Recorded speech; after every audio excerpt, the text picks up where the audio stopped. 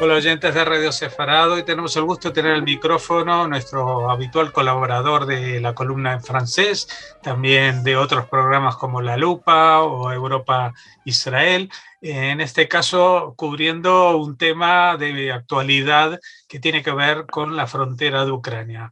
¿Qué tal, Pascal Roy? Hola Jorge, ¿qué tal? Muy bien. Bueno, has estado en la frontera entre Ucrania y Moldavia, ¿verdad? ¿Qué es lo que has Exacto. ¿Qué es lo que has ido a hacer allí y qué es lo que has conseguido hacer? Sí, fue una visita un poco así a salto de mata, diría, en el sentido que de repente hubo un viaje organizado por la oficina de prensa del gobierno de Israel, bajo el patrocinio de, no sé si nuestros oyentes conocen una fundación que se llama Keren Leyedidud, en inglés es International Fellowship of Christians and Jews, que podríamos traducir por Fundación Internacional de Cristianos y Judíos. Entonces se montó de un día para otro este viaje para ir a Kishinev, a Chisinau, la frontera, la capital de Moldavia. Y de ahí fuimos a visitar la frontera, el puesto fronterizo entre Moldavia y Ucrania. Estábamos a menos de 100 kilómetros de Odessa, fíjate, y estuvimos ahí observando. Fue un poco el propósito del viaje, um, porque esa fundación, la Keren Leyedidud, se encarga de ayudar a los judíos cuando están en el extranjero y quieren hacer, entre otras cosas, los trámites, los primeros trámites para hacer aliyá. Y en este caso es el aliyá de los ucranianos que huyen de la guerra, huyen del conflicto y que toman contacto, que contactan con la Sojnud, con el cónsul, con la embajada de Israel y se preparan para hacer aliyá. Uh-huh. Entonces, en este intervalo, en este momento, intervienen muchas organizaciones y una de ellas es una organización muy potente, que es Keren Leyedidud, y que lo organiza todo, que ayuda a los futuros Olim Hadashim, ¿no? Entonces, hicimos ese viaje con ellos para ir a Chisinau, a Moldavia, con material de ayuda, alimentos, medicamentos, material de higiene, todo tipo de material que necesitan los refugiados ucranianos. Y a la vuelta volvimos con Olim Hadashim, que ya habían pasado los primeros trámites, contacto con el cónsul, visado, y que contactaron también con el ejército, con el Ministerio de Clita, de Absorción aquí en Israel, que se encargaron de ellos justo cuando llegamos en pleno Hamsin, en pleno calor de Tel Aviv. Uh-huh. Bueno, ¿cuál es tu impresión de cómo llegaba la gente a esos sitios de acogida, ¿no? Porque tampoco es el sitio más popular, porque la mayoría de los refugiados se dirigen a Polonia, ¿verdad? Exacto, hay como tres sitios donde, entre otros, Israel y las organizaciones judías están activas, Polonia o Rumanía y ahora Moldavia. No es el sitio más popular. Fíjate que me he enterado de que ahí en el puesto fronterizo, Palanca, que está justo entre las dos fronteras, Palanca, creo que es el único lugar donde hay un campo de refugiados con carpas. Me enteré de eso. O sea, es como, impresiona más porque ves carpas un poco así montadas, un poco así rápido, pero bien organizadas, con un montón de las asociaciones habituales, Naciones Unidas, Médicos Sin Frontera, todo tipo de organizaciones y también las judías para lo que corresponde a los futuros Olim Hadashim. Entonces, vimos lo general, los refugiados en general, todos los que vienen, y lo particular, es decir, los sitios alquilados, por ejemplo, por esa asociación, International Fellowship of Christians and Jews, que consiguen alquilar edificios. Ahí estábamos en un campo de vacaciones que no estaba en uso, lo alquilaron para poner ahí a los judíos ucranianos. Entonces vimos un poco las dos caras, es decir, lo general también con los puestos médicos y lo particular con una ayuda más bien precisa para preparar a los ucranianos judíos para hacer la alía. Entonces es muy emocionante ver esto, ver de dónde salen esos Olim Hadashim, tantos Olim Hadashim, desde marzo, desde el principio de marzo que empezó este trabajo de Keren Yedidud, ha habido como 21 vuelos repatriando a los refugiados, con un total de 2000, entre 2000 y 2500 Olim Hadashim. Es un número bastante grande y sigue y sigue y sigue. En la frontera, en Palanca, lo que más impacta es ver a las mujeres con los niños y la gente mayor. No ves a ningún hombre, porque los hombres en Ucrania, entre los 18, como tú sabes, entre los 18 y los 60, se quedan en la guerra, se quedan luchando. Entonces es como muy emocionante, pero son mujeres enteras. Yo las he visto muy enteras y como muy seguras de sí mismas, con todas las dificultades, pero saben que están de alguna forma en el buen lado de la historia, porque no hay otra manera que sigue luchando contra Putin y entienden que sus hombres o sus hermanos tienen que quedarse en Rusia. Mm.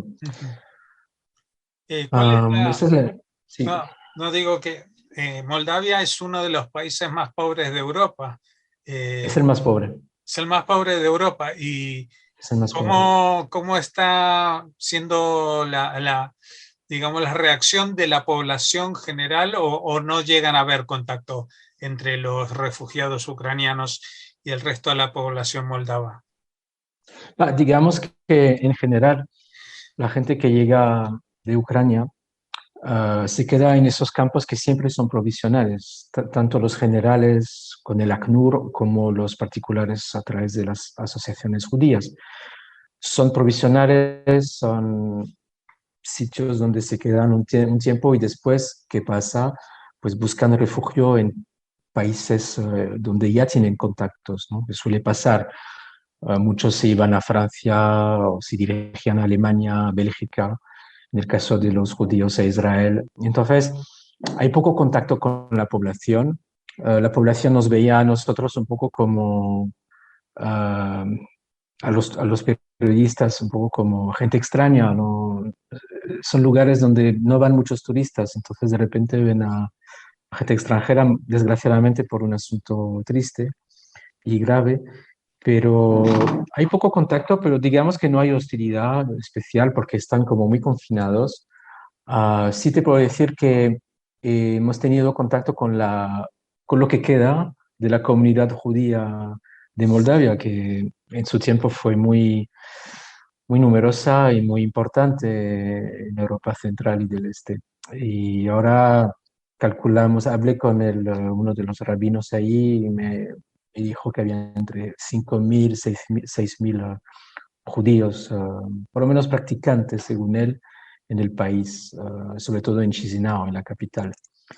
Y curiosamente, incluso hablando con Masha Gabriel y otra gente también en el viaje, muchos tienen conocidos, no conocidos, tuvieron antecedentes sí, antepasados familiares de Moldavia.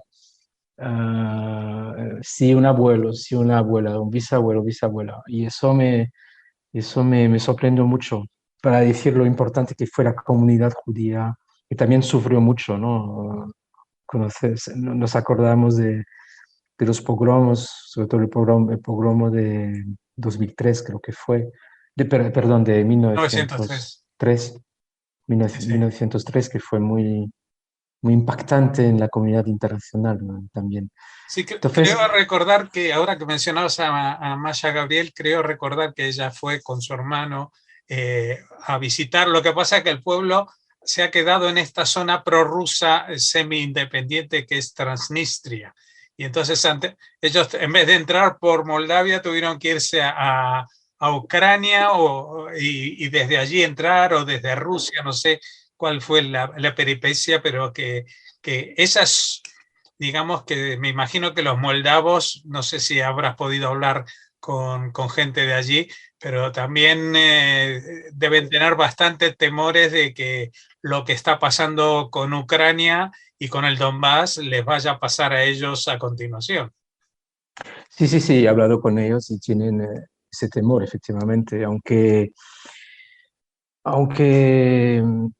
confían en la ayuda internacional y confían en que de alguna forma estarán protegidos, pero sí, están muy cerca, muy cerca de Odessa, por ejemplo, muy cerca de todo. Tienen tropas rusas, como tú dices, en Transnistria, que es un lugar muy peligroso. Es, es un lugar que me hubiera gustado conocer, descubrir, porque creo que es un lugar totalmente fuera del mundo que se ha quedado en la Unión Soviética todavía, donde necesitas un pasaporte para entrar. Estábamos a 50 kilómetros de Tiraspol, que es la capital de este país no reconocido internacionalmente, ni siquiera por Rusia, que es una cosa tremenda. Bueno, y aparte, que Y, sepas que tiene una bandera donde está la hoz y el martillo todavía. Es el único país de lo que fue la Unión Soviética que conserva ese símbolo. Ya, sí, así, exacto. es una cosa de una pieza de museo casi. Eh, bueno, ¿tú cuánto tiempo estuviste ahí en la frontera? ¿Cuántos días? Nos quedamos 3 días y Eh, para el tiempo para ver todo y empaparnos de esto.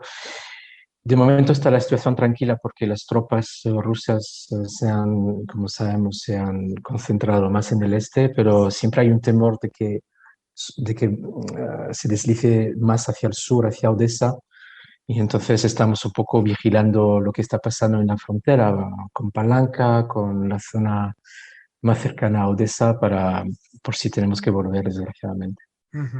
Bueno, y la segunda parte del reportaje es cuando vuelves a Israel y en Israel ves qué pasa con los judíos ucranianos y con los ucranianos no judíos que están llegando también, ¿no? Sí, están llegando también. No hay que olvidar que también Israel acoge a ucranianos no judíos. Y la verdad es que presenciamos mucho entusiasmo entre ellos, entre los refugiados, mucho entusiasmo y muchas ganas de empezar algo, sabiendo que es difícil, pero la verdad es que la organización israelí es tremenda. O sea, desde el primer minuto hasta que nosotros les dejamos en las puertas del aeropuerto de Ben Gurión, están realmente bien acogidos, arropados y saben ya de antemano cuál es su destino, dónde van a ir, quién les va a ayudar, cómo les van a ayudar, cómo van a conseguir un apartamento, en qué van a trabajar, dónde van a ir sus hijos. O sea, digamos que es un modelo en el que Israel está acostumbrado, el modelo de los Olim Hadashim, que también con mucha gente, tanto en el ministerio como en el ejército, que habla ruso. Entonces, no hay ningún problema de lengua. Gente joven también que habla ruso y no, Bueno, o lo que sea, pasa que, es emocionante. claro, pero que es un perfil distinto en el sentido de que son mujeres con niños, ¿no? Entonces, aquí va a haber un desafío de compatibilizar la vida familiar y laboral, porque claro, son mujeres con niños pero sin sus maridos, con lo cual se tienen que hacer cargo de una forma de vida distinta. Me imagino que tendrán que poner en marcha guarderías que hablen en ruso o en ucraniano o lo que sea. Que seguramente se van a sentir más arropados viviendo juntos en un mismo vecindario al principio, etcétera, etcétera, ¿no? Va a ser un proceso diferente a, yo qué sé, al que los franceses que llegaron a Israel o a los etíopes que siguen llegando a Israel, porque ellos vienen familias enteras. Aquí son media familia y tampoco se Igual. sabe si esto va a durar meses o años. Si duran meses, habrá muchos que volverán a Ucrania. Si dura años, ya la cosa cambia, ¿no? Sí, exactamente. Podemos distinguir dos tipos, los que están seguros de que no se van a quedar mucho tiempo y van a volver, esperando que van a volver a sus casas con sus maridos, sus hermanos, y otros que ya están más orientadas a una vida en Israel. Eso el futuro nos lo dirá y según un poco las expectativas, el programa o la organización cambiará. Um, Efectivamente es distinto y también es una forma distinta de los años 90, ¿no?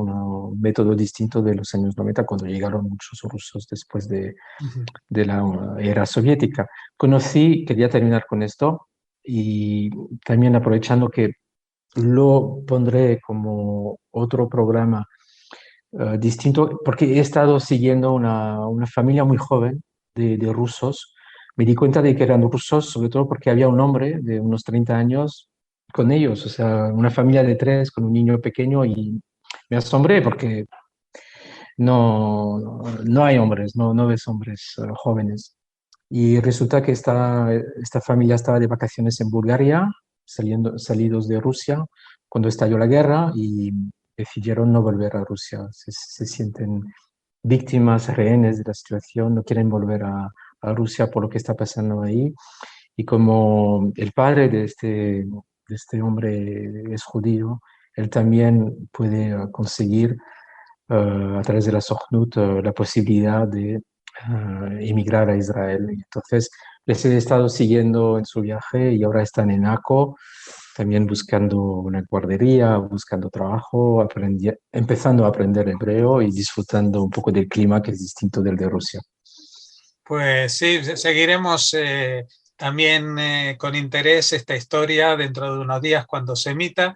Muchas gracias, Pascal, por habernos acercado en primera persona a esta visión, porque tampoco es la más habitual en los medios de comunicación, porque están casi todos en Polonia, y bueno, ya están más centrados en las imágenes de los que salen en los amontonamientos de personas, pero no en el destino. Es decir, ¿qué pasa con esas personas cuando llegan a los países a los que se dirigen?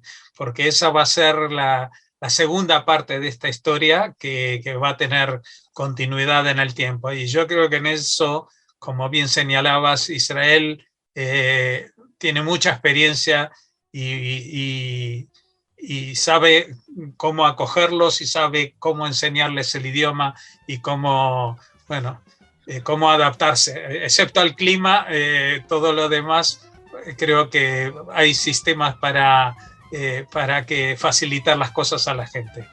Pues muchas gracias y hasta esta próxima conexión de la que hablabas. Hasta luego, gracias.